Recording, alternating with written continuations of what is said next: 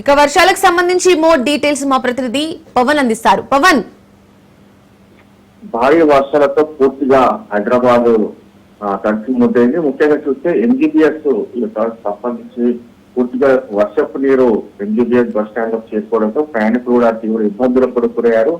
మరోవైపు ఈ యొక్క బస్సులను కూడా నగర శివార్లలోనే ఆపివేసిన పరిస్థితి కూడా చూస్తున్నాం. ఎందుకంటే ఇప్పటికే ఈ యొక్క భారీ వర్షంతో పూర్తిగా మూసి పరివాహక ప్రాంతాలంతా కూడా ఆ యొక్క వర్షపు నీటితో పొంగి పొరులుతున్నాయి. అయితే ఈ యొక్క 45 సంవత్సరాల్లో ఇంతవరకు ఎక్కువ కూడా చూడలేమని చెప్పి కూడా ప్రధానంగా దీనికి సంబంధించి స్థానికులు చెప్తున్న పరిస్థితి కనిపిస్తుంది. మొత్తానికి ఇప్పటికే యొక్క మూసి పరివాహక ప్రాంతాలకు సంబంధించిన యొక్క లోతట్టు ప్రాంతాలంతా కూడా ఈ యొక్క వర్షపు నీటితో పూర్తిగా జలమలమయ్యాయి. మరోవైపు చూస్తే మాత్రం ప్రధానంగా ప్రయాణికులను కూడా బయటికి సురక్షితంగా తీసుకురావాలని చెప్పి కూడా సీఎం రేవంత్ రెడ్డి కూడా దీనికి సంబంధించి కూడా ఆదేశాలు కూడా జారీ చేసిన పరిస్థితి చూసాం. ఎప్పటికప్పుడు వర్షం పైన సమీక్ష సమావేశాలు కూడా నిర్వహిస్తున్నారు. మరోవైపు హైదరాబాద్ సంబంధించి చూస్తే ప్రధానంగా ఎక్కడైనా సమస్యాత్మకమైన ప్రాంతాలు ఉంటే వెంటనే తమకు ఇన్ఫర్మేషన్ ఇవ్వాలని చెప్పి కూడా ఇప్పటికీ ఆదేశాలు కూడా జారీ చేసిన పరిస్థితి చూస్తున్నాం.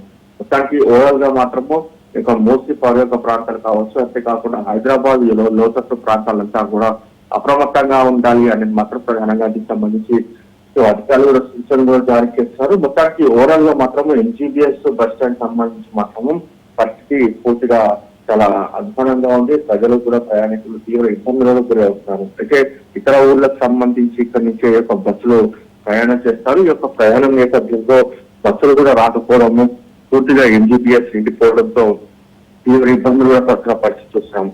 మరోవైపు మాత్రము ఇటు ఎంజీబీఎస్ తో పాటు ఒక చుట్టుపక్కల ప్రాంతాలంతా కూడా ఎవరు కూడా ఇళ్ళ నుంచి కూడా బయటికి రావద్దు అనేది మాత్రం ప్రధానంగా దీనికి సంబంధించి ఇటు ప్రభుత్వ అధికారులు కూడా చెప్తున్నారు. మరోవైపు చూస్తే మాత్రం ఈ రోజు కూడా భారీ వర్షాలు ఉండే అవకాశం ఉందని చెప్పి కూడా ఇప్పటికే వాతావరణ శాఖ హెచ్చరికలు జారీ చేసిన నేపథ్యంలో మాత్రం ప్రధానంగా దీనికి సంబంధించి మాత్రము అప్రమత్తంగా ఉండాలి అనేది మాత్రం ఎప్పటికప్పుడు అధికారులు ఆదేశాలు జారీ చేస్తున్నారు. అయితే ఈ రోజు కూడా బంగాళాఖాతం అల్పపీడనం నేపథ్యంలో ఈ రోజు కూడా భారీ నుంచి అతి భారీ వర్షాలు పడే అవకాశం ఉంది. కాబట్టి ప్రతి ఒక్కరు కూడా చాలా జాగ్రత్తగా ఉండాలని చెప్పి కూడా ప్రధానంగా అధికారులు కూడా చెప్తున్నారు.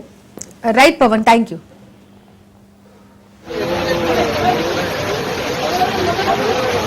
ఎవరైనా మీ ఫ్యామిలీ అక్కడ సార్ ఉంటే వెళ్ళి తీసుకొట్టుకోండి సార్.